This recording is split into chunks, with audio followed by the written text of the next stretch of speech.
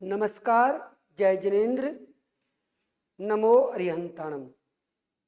ओम ह्रीं श्रीं सिद्ध चक्राय नमः।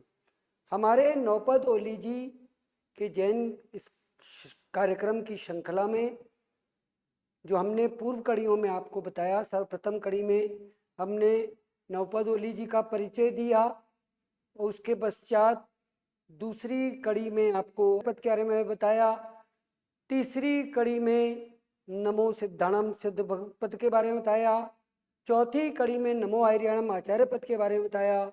पांचवी कड़ी में आपको नमो वज्जाणम उपाध्याय पद के बारे में बताया।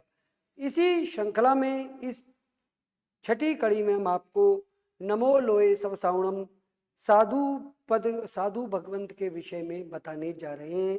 पर उससे पहले फिर से एक प्रश्न जो पूर्व कड़ियों से संबंधित ही है, जो आप उत्तर कमेंट सेक्शन में देंगे। आप बताइए, नमो आर्याणम आचार्य भगवंत के कितने गुण होते हैं?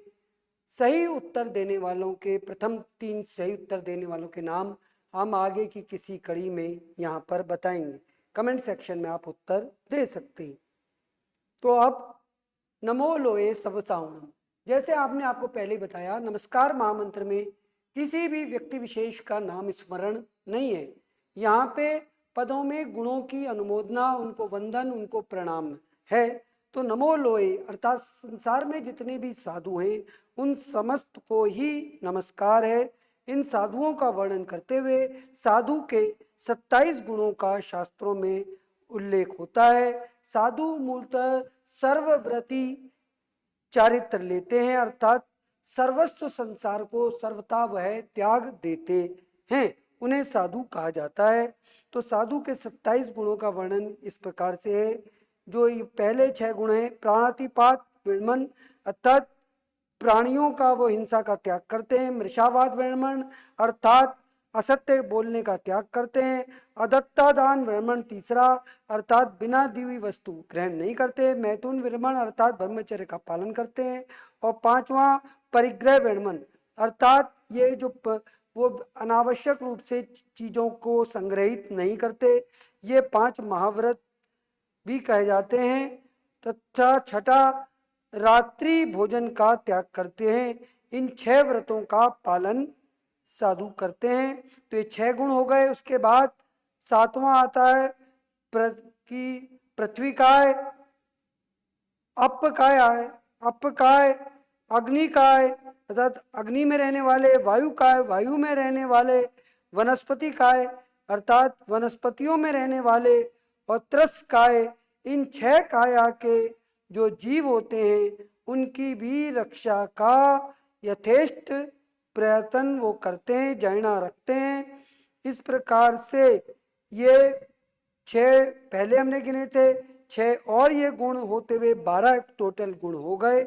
इसके बाद अपनी 5 जो इंद्रियां होती हैं, घ्राण इंद्रिय, रसन इंद्रिय आदि सब, ये 5 इंद्रियां जो होती हैं, इन पे अपनी अंकुश रखने का पूर्ण चेष्टा से यत्न करते हैं। ये 5 गुण हो गए। तो 12 और 5 ये 17 गुण हो जाते हैं, हो गए साधु के। और उसके बाद वो लोभ निग्रह, लोभ पे अंकुश करते हैं, क्षमा को धारण करते हैं, चित्त की निर्मलता अर्थात हृदय में निर्मल भाव रखते हैं, शुद्ध रीति से वस्त्रों की परिणाम मतलब वस्त्र आदि ऐसे रखते हैं कि जीवों की उत्पत्ति ना हो। संयम योग में प्रवृत्ति अर्थात 5 समिति और 3 गुप्ती का पालन करते हैं, और बेकार फालतू सोना या बेकार की बातों में नहीं पड़ते। उसके अलावा ये जो हमने गिने तो ये टोटल 22 हो गए। इसके बाद चित्त को गलत कार्यों से रोकते हैं, अकुशल चित्त निरोधक जिसे कह दिया 23वां हो गया। अकुशल वचन का निरोध, अनावश्यक रूप बातें नहीं बोलते हैं, कहते नहीं हैं, तो ये 24वां गुण हो गया। अकुशल काया का निरोध अर्थात कुमार्ग में जाने से अपनी काया को रोकते हैं, ये 25वां गुण हो गया। सर्दी गर्मी भूख प्यास आदि जो ऐसे दुख होते हैं इनको सहने का प्रयत्न करते हैं जितना यथेष्ट हो सकता है, ये 26वां गुण हो गया। और मरणादि उपसर्गों को सहन करना, ऐसे उपसर्ग आना जिनसे ऐसा बहुत ही मरणासन्न होने का दुख होता है, उनको भी समभाव पूर्वक सहन करते हैं। यह 27वां गुण हो गया। ये 27 साधु के गुणों का यहाँ पर वर्णन आता है। और इन सब को बताने में हमसे कोई भी अगर जिन आज्ञा विरुद्ध कह दिया हो, शास्त्र विरुद्ध कहा हो, तो तस्मिच्छामि दुक्कडम। इस यहाँ पर हम एक बात आपको विशेष रूप से और बताना चाहते हैं कि यहाँ पे नमस्कार महामंत्र में जो वर्णित पंच परमेष्टि है, उनका वर्णन 5 पदों के रूप में पूर्ण हो गया। ये 5वां पद साधु पद है। साधु पद का जो वर्ण काला माना जाता है, तो ओली जी में इसकी आराधना में काले वर्ण के अनाज जैसे उड़द आदि का विशेष रूप से आयम्बिल में सेवन करा जाता है एक समय बैठ के, और साधु के गुणों का चिंतन मनन करते हुए विशेष रूप से उनके अनुमोदना के रूप में साधु पद का की आराधना के गुणों की आराधना को करा जाता है। साथ ही एक विशेष बात आ जाती है कि यहाँ पे हमने आपको बता दिया है कि किस प्रकार से जो अरिहंत के जो 12 गुण, सिद्ध के 8, आचार्य भगवंत के 36 और उपाध्याय भगवंत के 25 और ये साधु के 27, इस प्रकार से इनका योग करते हैं इन पंच परमेष्टि के गुणों का, तो वो टोटल 108 कुल योग 108 बैठता है।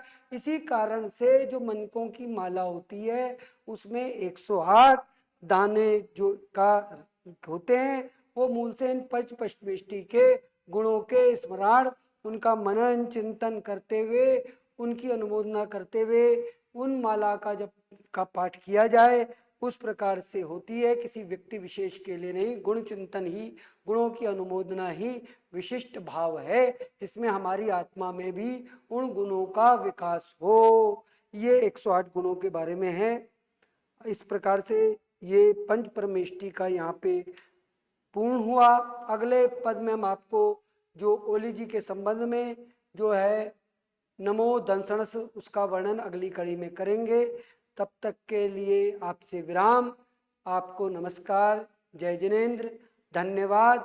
आप अधिक से अधिक संख्या में हमारे इस चैनल को सब्सक्राइब करें, इस कार्यक्रम को लाइक करें और शेयर करें, जिससे आप भी धर्म प्रभावना के भागी बन सकें। धन्यवाद।